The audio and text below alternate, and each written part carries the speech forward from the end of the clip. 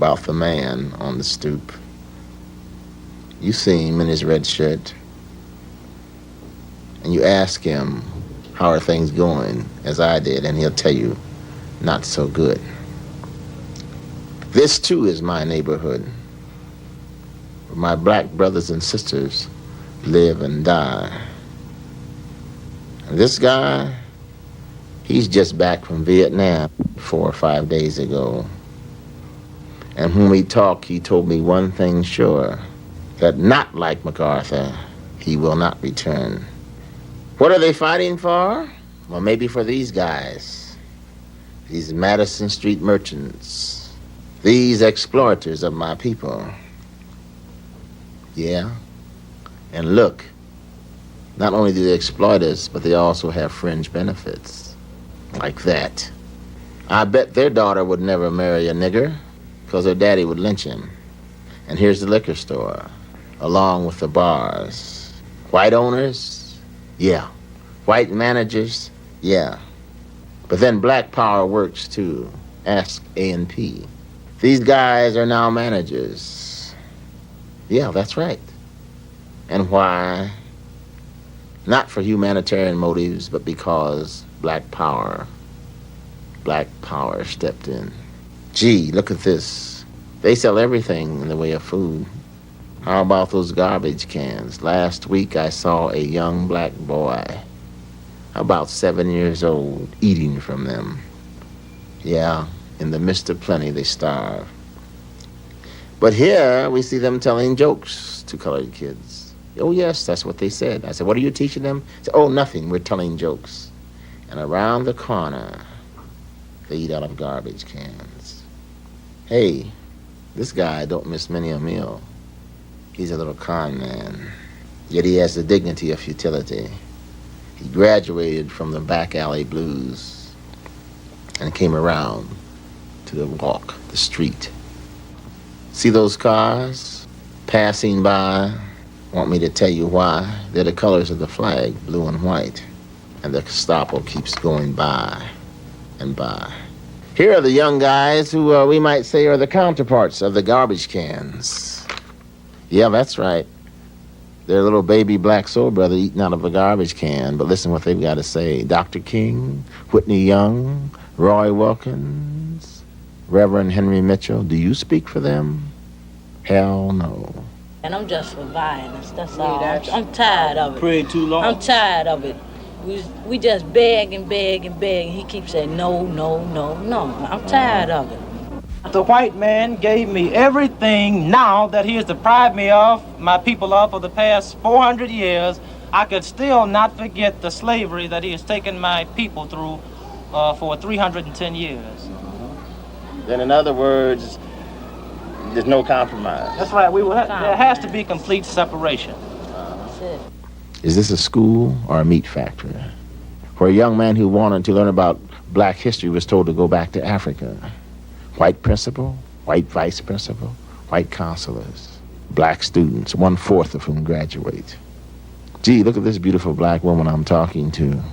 Yeah, she's a college grad, a statistician, brilliant, articulate, but oh so revolutionary.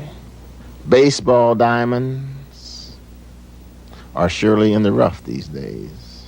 Here they play while a dog dies in the alley. Rats eat cheese. They also eat babies. We say no more to the rats, and we say no more to you, white America. The die is cast. You shall pay for the past. That's his neighborhood as he sees it. Mr. Meek, why do you suppose that it's actually been relatively cool in Chicago this summer? Is it because things are better in Chicago than other cities? Well, first of all, the question of cool is relative, because what the white media and the white power structure means by cool means that on the surface they don't see anything. But there's revolutionary ferment in Chicago, perhaps more so than any other city. Well, why hasn't it erupted, sir? That's a question you might ask the white folks. See, because we don't go around advocating riots, we advocate revolution. And a revolution takes the form that's necessary for it to be victorious. See, you might ask Reverend Mitchell. Because he has a vigilante force out there in our neighborhood, he says, patrolling the streets to keep the niggers quiet. Well, Reverend Mitchell is here, and you did mention him in your film, too. I think we should right now go to Reverend Mitchell. You can stand, sir, if you'd like. It's easier, I think. Yes. My name is Reverend Mitchell, president of the North Star United Missionary Workers of America on the Chicago West Side. The Bible says, let every man be persuaded by his own opinion, but though let it be a good one. We realize and understand that there are problems amongst the Negro community more so than any other community. The aim of our organization is to sit down and study the problem and take the proper approach to try and solve the problem. For those from out of town, sir, could we just quickly clarify what your committee does? Do you work in the same neighborhood that Mr. Meek lives in? Yes, the West Side? West Side, nationwide. We own the entire state of Illinois. Well, do you have a different program than, say, Mr. Meek does? Well, our program is not hate. It is not hate. No, sir. Our program is to try to solve the problem with love. When the minister responds, he isn't denying the conditions people are describing. He's trying to prevent what he believes could spiral into something worse. His argument isn't about submission. It's about restraint. He believes that anger, if left unchecked, will justify harsher policing, deeper repression, and more suffering in the very neighborhoods already under pressure. So when he says his program is not hate, what he's really saying is that he sees nonviolence as protection, not just morally, but strategically. He's betting that holding the line keeps the door open to change. Whether that bet was realistic is the question this moment forces. This boy back here? Yeah. Well, that looks like the boy that was in the film, I believe. Yes, I'm one of them. My name is Reginald Dobbs. I live at 3319 Maple, one of the ghettos areas that was pointed out in the film. I'd like to direct a question to Reverend Mitchell. Do you think that we will be satisfied with the jobs they are giving us? Yes, son, I think so, simply because we are asking that you be trained on the job, and they start you off with a certain salary starting rates, and you would be promoted up to the maximum of the job. No, I don't believe that. The white man is going to keep you where he got you. You're not going no higher than he wants you to go. And we ain't going to settle for nothing but all the way. And about this violence and non-violence, I'm for violence, because we have pleaded for the last 400 years. Pause it right here, because if you just hear the word violence, it's easy to shut him out, but listen to where he's coming from. He's not talking theory. For him, nonviolence doesn't feel like strength. It feels like asking again after you've already been told no. So when he says he's for violence, it's not because he wants chaos. It's because he doesn't believe anything else is being taken seriously. That kind of thinking doesn't come from nowhere. It comes from growing up in it. And once someone gets there, telling them to be patient doesn't sound calm or wise. It sounds like you're not hearing them. What would you say to a boy like that? Because this happens to be, coincidentally, the young man in the group that Mr. Meek said you did not speak for. How would you talk to a young boy like that? Well, I would say I would definitely have to use the Bible, Mr. Duncan. No, I don't want to hear that. Well, this is my own way. I ain't no Uncle Tom. Well, salvation you is can't free, brainwash me. Jesus said, first ye seek the kingdom of heaven and its righteousness, and all of these things will be added unto you. Heaven is on earth, mind you, brother. Yeah. Let me see. You have anything more? How about the other lad? Where you gonna go when we start revolution? Whose side are you gonna be on? Are you still gonna be on your knees begging for us jobs? I will, as Mr. Meek said, he wouldn't die standing on his feet rather than to die on his knees. I will die standing up for God, regardless of any circumstance. Okay. Have God ever told you to let this white man rule you like he is? Well, young man, you first must be born again. God is a spirit. No, I ain't born again. I ain't got to be born again. See, I was born in a new generation. Your mother could have brainwashed you, but can't nobody brainwash me. I'm ready. It's gonna take young boys like us to win the revolution. The white peoples realized today that they was wrong for enslaving the Negro. The great mass. May I finish? I waited. Why, if you're so militant and so intelligent, why don't you keep your mouth shut? I'll tell you why, Reverend Mitchell, because I'm sick and tired of you standing up there on a television camera, a black man with a white heart and a white face. You're a black Anglo-Saxon, you're a disgrace to the race to stand up about a white man loving you. Ask Medgar Evers' wife. Ask the parents of the 3 civil rights workers in Mississippi. Ask Jimmy Lee Jackson's mother. Understand? Ask Grace Louise's 5 children who were shot in the head because he's riding with a black boy in the car. You stand there and talk like an unmitigated fool. I thought you were more intelligent. I'm intelligent enough that I don't want to listen to your dribble. May I finish, young man question? Son, I'm sure that the great mass of the white people realizes that they was wrong for enslaving the Negro. Let's get this lady back here. My name is Jean Williams, and I'm a civil rights lawyer. What has kept Chicago from erupting has been the open suppression and Gestapo-like tactics that the Chicago policemen have initiated in the black neighborhoods. Wherever there are 5 or more Negroes congregated, they move in, they break up those groups. I know what I'm talking about. They break up those groups and they shuttle everybody off to jail. Now, sooner or later, there are going to be enough families deprived of their breadwinners and their loved ones that Chicago isn't going to be cool, regardless of how much praying Reverend Mitchell does. We have a Chicago police official here, Chicago police commander, to respond to the charge about police repression in Chicago this summer.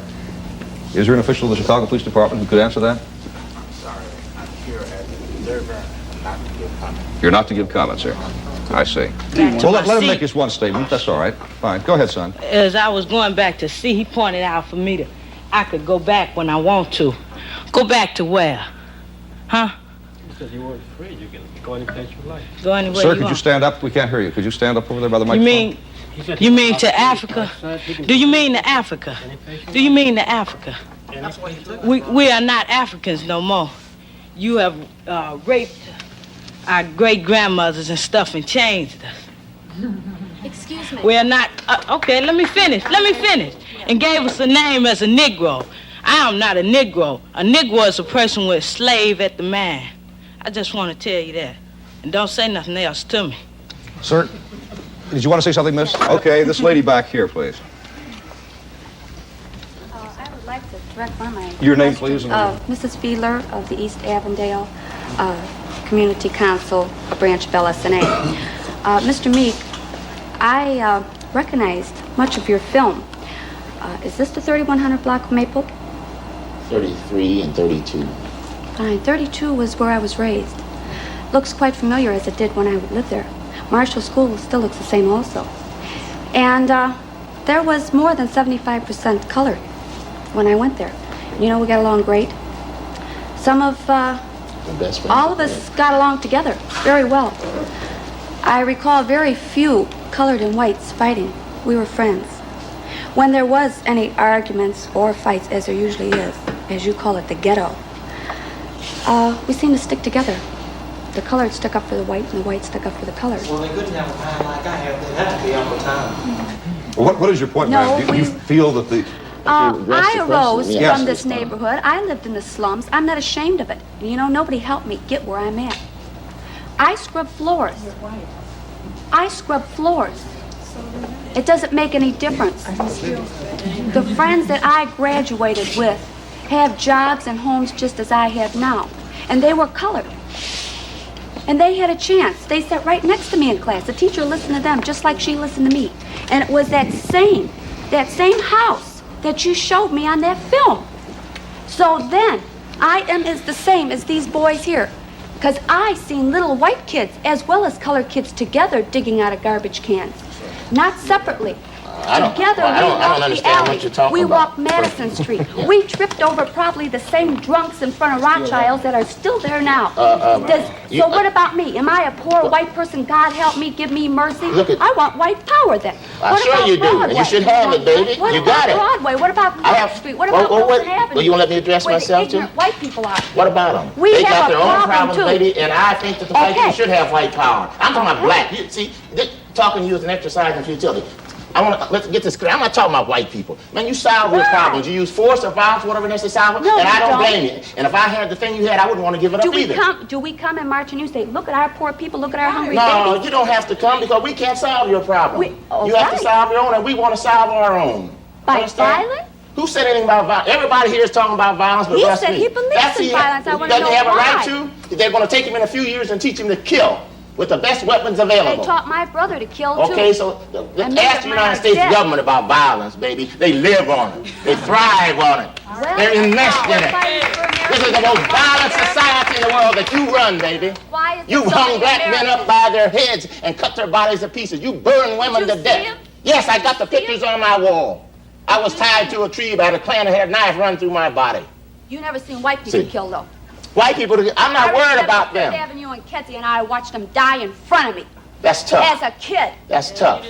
That's tough. But we're talking about black power, black society, That's all we hear. divorce So from you white wanna hear society. somebody else's You were side. here at a town meeting. Go home if you don't want to hear, baby. Go home. wanna hear Because we that. don't Go need home. you. You don't want to hear just us, let her then speak. you go. No. I'll let the lady speak because Mr. Meek is a little louder in his voice.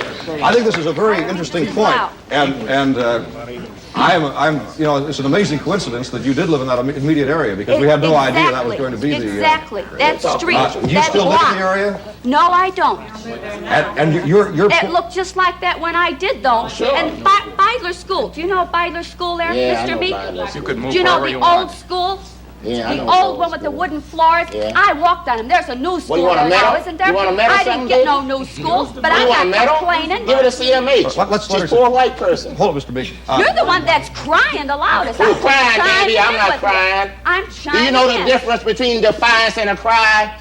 You're talking to a black man, baby. I don't cry to white I folks. talk to 'em all I'm my talking to my life. people, not even to I you. talk to them all, All right, hold my it, Mr. life. Meek. So you're singing the Hold it, blues. But please, you're hold it. blaming us. We got a right to Blaming stand you? up and defend ourselves. Defend yourself. I glory in your Now spunk, let her, baby. hold it, Mr. Meek. But wipe the blood off your hands Hold before it. you There ain't slam. no Hold it. blood on mine. All right, ma'am. You got the pictures. I haven't. All right, hold it, Yeah, folks. well, No, conscience I'm is not bothering guilty of Ma'am, nothing. I'd like to let you say this very succinctly. Are You're- we wrong because we're white?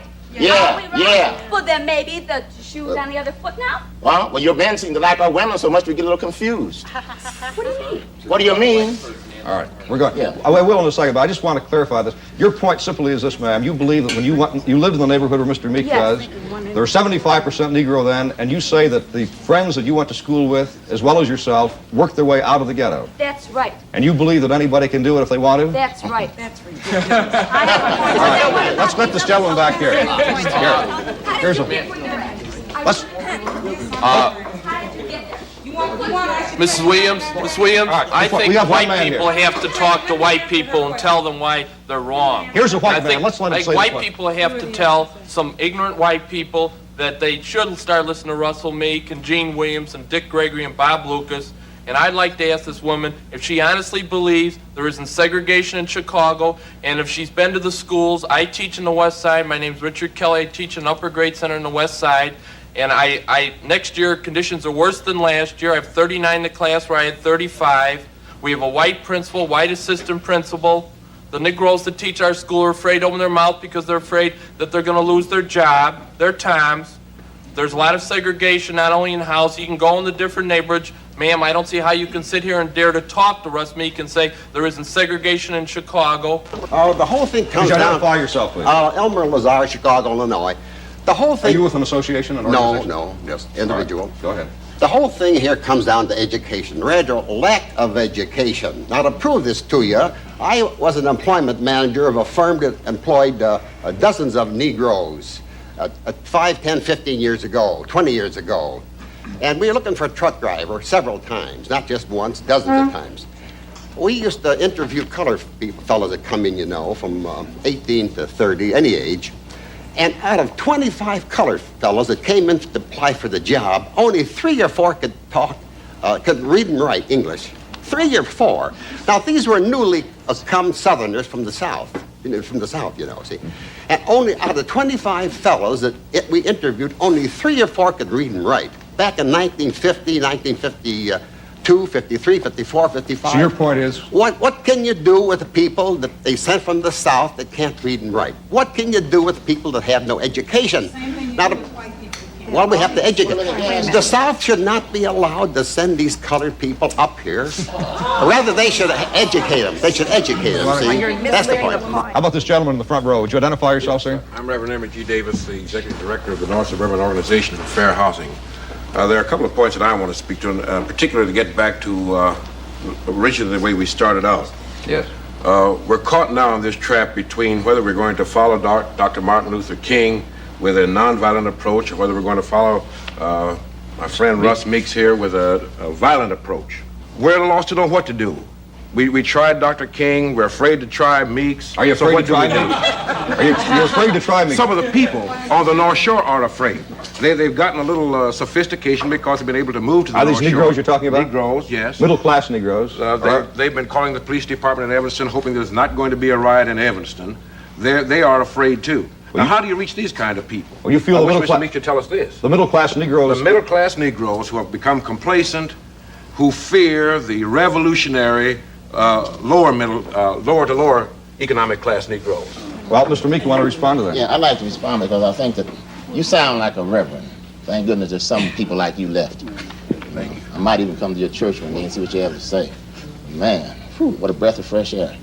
I want to say this because, see, first of all, there's a mistaken notion. The Watts study, which they just brought out, proved that the middle class black man is much more violent than the so-called lower strata. Well, that differs from what he was saying. Well, you see, when you talk about people in North Shore, see, here's the point, which, I'm talking to black folk now, you know, that no matter what happens, the dialectics of the situation are going to make you either get off the fence or crawl in a hole in the ground.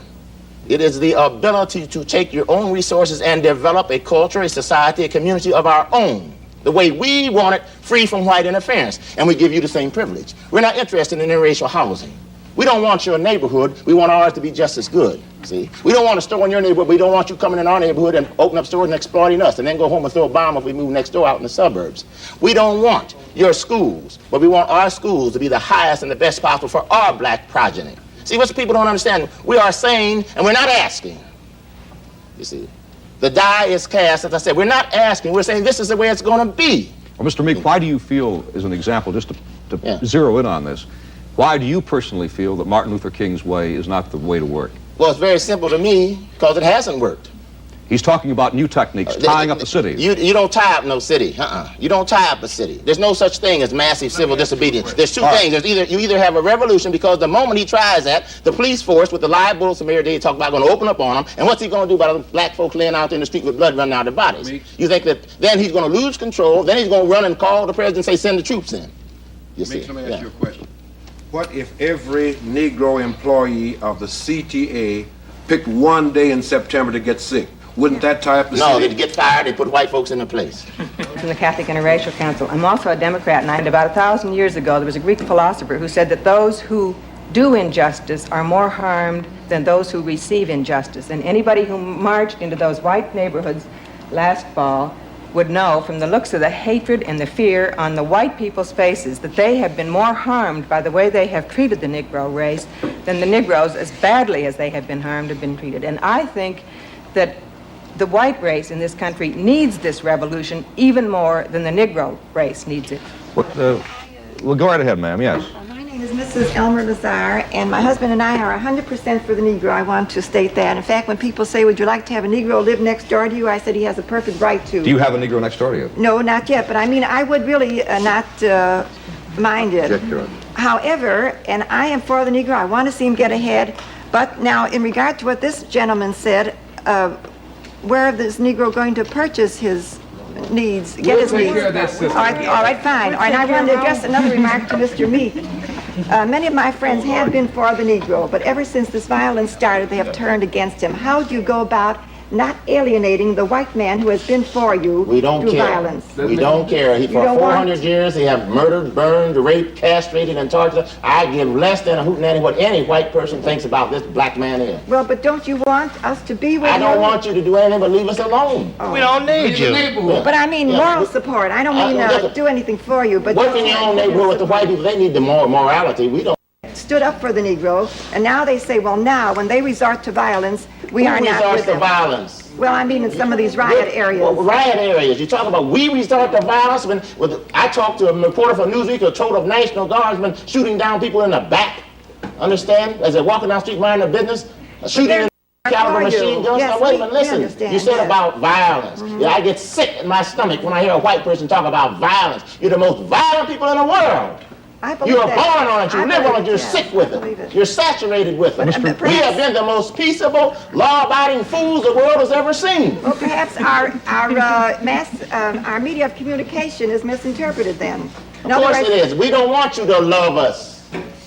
We don't love you. Then we are not being represented. You are not being represented properly through the press. The heck with the press. Right here and now, the tragedy. Nobody loves the rap press, baby. Believe it. But they won't report it truthfully. Well, perhaps that's it. They won't show that all the black folks shot were shot above the shoulders. Well, Mr. Meek, here is a lady who is obviously a liberal and wants to help you. I never heard of a liberal. Do you call yourself a liberal? Yes, I do, yes. This is a dilemma that a lot of people have. I'm feeling toward all people, the Negroes, everybody. But the lady there's nothing I can do. Yeah. She's paternalistic. And there's no white liberals, there are only black leaders. Show me, we want some white John Brown. That's right. All the white John Browns stand up in here. All the white John Browns, they're going to die with us. All the white John Browns are not standing up. That's good. There are many people who, when they look at a Negro, look at him with disdain and disgust. We don't care. We don't care. When our babies die, as Mr. Lucas just talked about black babies starving to death, and you talk about looking at us with disdain and disgust while you barbarian murderers? How can you sit and talk with them? This is not all right, man. Well, that's your problem. I'm not going to go around with a meter asking you what kind of white person you are. There How about isn't this lady one here? person in this room that is an American. Not one person. We all have ancestors from all over the world. We have come here. This is the greatest country in the world. It is. For who? It is for every for who? single person that's in it. Every college student. Tell them, baby. You think you've been mistreated? Look how the Indians were mistreated greatest that were country in the here in world. the beginning. This is the country of We're all part of each other. And as we become true Americans, this is true America. We will all be one. The problem here is we're all off on a tangent. The problem here is not who loves who and who hates who. That is irrelevant. Lady, with all due respect to you, if your daughter wanted to marry a gorilla, that's her business. That's And not you the may problem. marry a white man in the next few months. You No, don't know who I've you're been going to fall in love with. no, I've been God integrated. controls I've been this. integrated all I need to be integrated. I've got You don't these freckles know. and these No red one hair knows as a what's result gonna of the rape that took place on my great grandmother in Mississippi. Yes, I don't want any more 60, integration. These young boys. No, they don't care what I don't need it. I don't need ago, it. The next man I marry will be black, so I can bring some little black babies in the world. Negro lady, girls, sit down. and I they want will that. bring not black I children don't into want the a world, white man but to true rape me. Americans. He's not going to rape you. He's going to marry you. You are going to be his honored wife. This is America. That's a problem with white America today. We are Sex is on your Italian. mind. We Not are Sex is what is destroying white America, No, lady. that's what you have talked since you come No, on you this must do it program according to about the your law. lovely daughter marrying this other man. Wait a minute. Sex is not the problem. Economics, This is politics, This culture. is what made America. They came from Lady, every I nation. don't One at a time, folks, please. Just finish yourself up. What would you like to say? Go The ahead. Salvation Army has met votes of every immigrant, every country of the world. They have given them money to start out here in this country to help themselves become better, because this is a free country. All right, fine. Now, what would you say to that? You wanted to respond. I just Finish up. Sum up, want to please. respond Go ahead. and say this, that integration isn't the problem. The problem is how the Negro can become a man. Right. So long the black man has been emasculated. Now he wants to become a man, just as you. The black woman wants to be a woman on her own 2 feet, not because she's sexually attracted to a white man. Now what CORE has said, and what I want, And I think what all black people want is to have the equality that the Constitution says all men have. Gentleman in the back row. My name is Russell Davis. I'm a student of political science. This afternoon, Mr. Meeks has said that he's not afraid of alienating white America. The young lady from Winnetka has stated that she saw during the marches which she participated in people who were full of fear and hatred. Mr. Lucas has said that the American Negro is either going to be free or he's going to be dead. My question is this: if the violence continues, aren't you, Mr. Meeks, and you, Mr. Lucas, afraid that it's going to be the second alternative? Can I answer that? Mr. Meeks, quickly. Yeah, let me answer this gentleman. You know, it's very hard to say what you want to say when, after you've said it, somebody gets some acts like you haven't been talking. But you know what, young white fellow? I got a son in the 101st Airborne that you're going to kill, probably, because he's going to Vietnam. I got a nephew just came back from Korea that was wounded 3 times. The first thing happened, he went home, but a cop beat the hell out of him with a pistol butt. Now, you get this straight. You can kill all the black folks you want to, baby, but you will not kill the freedom of black folks. It's coming. We're going to get it. You think you're so indestructible. You think you're so great because you got all these weapons. I remember Mao Zedong once said he wondered where he'd get his weapons from, and then we armed Chiang Kai-shek. And he said, "Thank you, Jesus." You see? So don't misunderstand us, baby. We're dead serious. This country was founded on revolution. Those little settlers out there in the northeast section of this country had some muskets and some sticks and some stones. And they whipped the mighty professional British Army, baby. And 5,000 of them were black, and one black woman disguised herself as a man and fought with you all. And we don't have our freedom yet. We fought in every one of your damn lousy wars, baby, and you give us nothing. Now the war is going to be here because we're going to be free. Now you kill all you want to, but we kill too.